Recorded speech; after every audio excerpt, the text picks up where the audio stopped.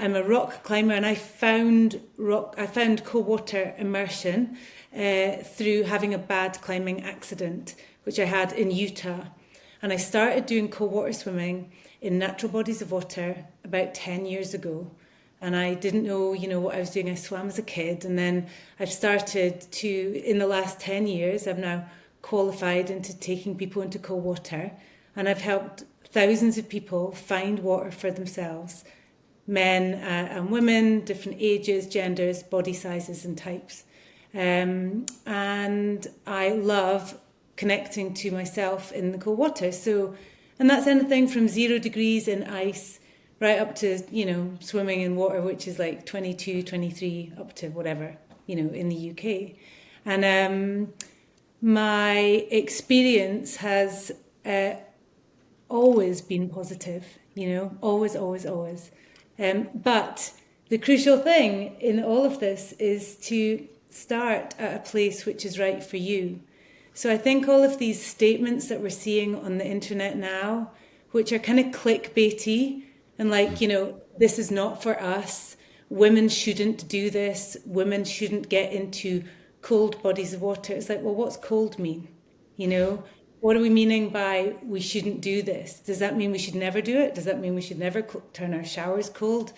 What's the difference between a cold shower and a cold bath and an ice plunge versus swimming in a natural body of water with different people? And also, what does therapy mean? So I'm having a bit of a struggle at the moment trying to unpick where the reasoning is for all of this, apart from just to scare off a lot of women into knowing what, anecdotally, Hippocrates, way back in 450 BC, was saying cold water is good for us, right through to Dickens going, he quite liked a bit of cold. And somewhere along the way, we've gone, but I need a bit of science to back this up.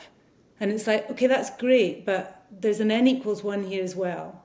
For my journey into the cold, where I had a big accident, I broke my back in 2 places, broke my ribs, lying on the dust in a Utah desert, to finding the cold to find my peace again, for helping me become more resilient in myself, for helping me find my breath again in my body, for helping me with grief and sadness from some tragedy that happened in my life, and for helping me navigate menopause.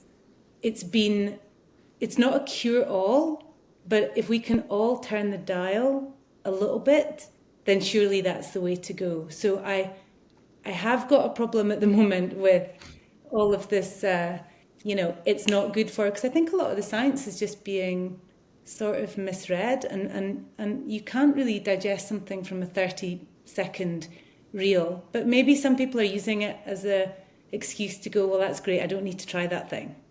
And that's fine.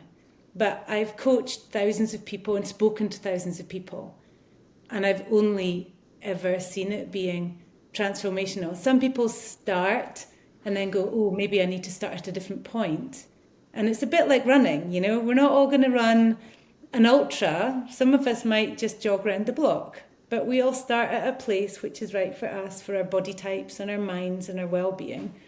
And that's where I'm at with it. I'm a bit baffled by it all, to be honest. And it's just annoying, because it's like, I think there's so much that we don't know about the cold that it would be a shame to turn people away from it, when I just see the power in community, nature connection, the cold. I've got an ice plunge tub in my garden, but I love seeking the ice, up high when it's snowing here. So yeah, I don't know. It's a strange time,